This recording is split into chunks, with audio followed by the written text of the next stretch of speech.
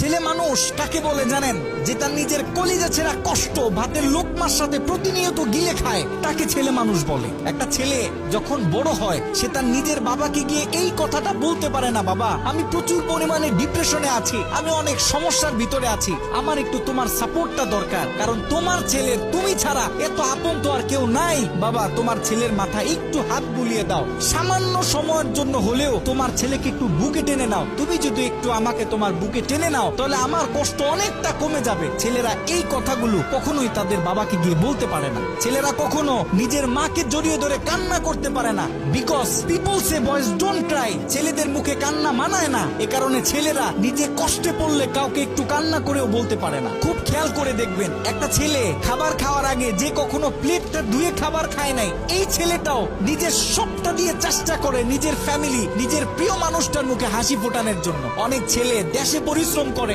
অনেক ছেলে প্রবাসে বছরের পর বছর নিজের ফ্যামিলি, নিজের প্রিয় মানুষের মুখে হাসি ফোটানোর জন্য পড়ে থাকে। দিন শেষে ছেলেদের মুখে হাসি ফোটানোর মতো কাউকে পাওয়া যায় না। আমি মনে করি boys are the best actor in the world. এই পৃথিবীতে ছেলেরা হচ্ছে সব থেকে বড় অভিনেতা, কারণ ছেলেরা নিজেদের বুকে হাজারো লক্ষ কষ্ট পুঁতে রেখেও মুখে হাসি নিয়ে চলে, কারণ সে জানে আজকে আমি যদি ভেঙে পড়ি তাহলে আমার পুরো ফ্যামিলিটা অস্তিত্বহীন হয়ে যাবে।